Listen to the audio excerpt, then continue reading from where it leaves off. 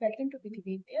तो जैसे कि टाइटल तो आपने देख ही लिया है कि इस वीडियो के अंदर मैं आपको बताने वाली हूँ बीएससी एमएससी फॉरेंसिक साइंस के क्या सिलेबस रहता है एनफिट एग्जाम के अंदर, नेशनल फॉरेंसिक एडमिशन टेस्ट का। सबसे पहले टॉपिक आता है सिलेबस के अंदर फिजिक्स।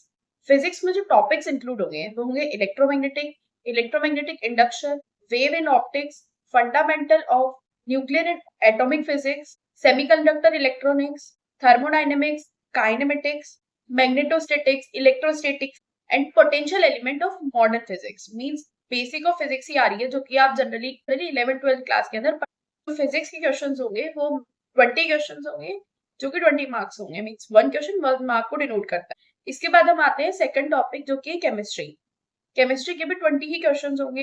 इसके अंदर जो टॉपिक्स इंक्लूड होंगे वो होंगे basic concept of chemistry, structure of atom, classification of element and potential and periodicity, chemical bonding, molecular structure, general principle and process of isolation of elements, solutions, chemical thermodynamics, chemical kinetics, solid state, equilibrium, redox chemistry, SPDF, block elements, hydrocarbons, basic principles of organic chemistry, polymers and chemistry in everyday life. Means वही chemistry के अंदर भी आपको देखने को मिलेगा कि जो कि 11th-12th के अंदर आप पढ़ चुके हैं वही बेसिक केमिस्ट्री आपसे पूछी जाती है। इसके बाद आते हैं हम थर्ड टॉपिक जो कि बायोलॉजी, जिसके भी 20 क्वेश्चंस आएंगे।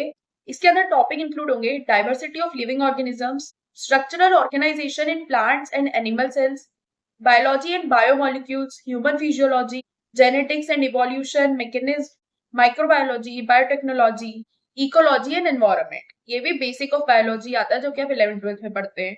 इसके बाद फोर्थ टॉपिक आता है मैथमेटिक्स, जिसके 10 क्वेश्चंस होंगे 10 मार्क्स के।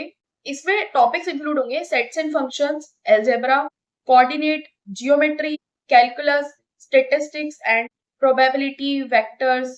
ये सारे टॉपिक्स जो कि मैथ्स के टॉपिक्स होते हैं, जनरली मैथ्स में पढ़े जाते हैं। नेक्स्ट हम आते हैं रीजनिंग पे। तो रीजनिंग जो है वो 5 मार्क्स की होगी, मींस 5 क्वेश्चंस होंगे रीजनिंग के, जिसके अंदर बहुत ही basic verbal and non verbal reasoning को दिया जाता है, जो कि हम आने वाली क्लासेस के अंदर देखेंगे कि रीजनिंग में किस टाइप के क्वेश्चंस आते हैं।